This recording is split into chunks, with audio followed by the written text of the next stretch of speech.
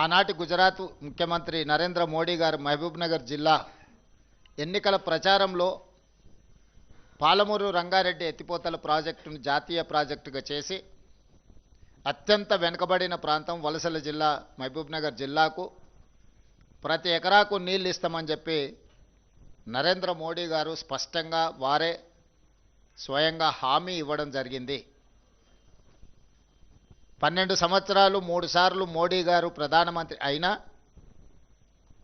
మొన్న పార్టీ జాతీయ అధ్యక్షుడు మహబూబ్నగర్ జిల్లాకు వచ్చినప్పుడు మా నాయకుడు ప్రధానమంత్రి నరేంద్ర మోడీ గారు మీకు ఇచ్చిన హామీ ప్రకారము పాలమూరు రంగారెడ్డి ఎత్తిపోతల పథకాన్ని జాతీయ ప్రాజెక్టుగా చేస్తాము కాబట్టి ఎన్నికల్లో మమ్మల్ని గెలిపించమని అడుగుతాడేమో అని నేను ఆశించిన.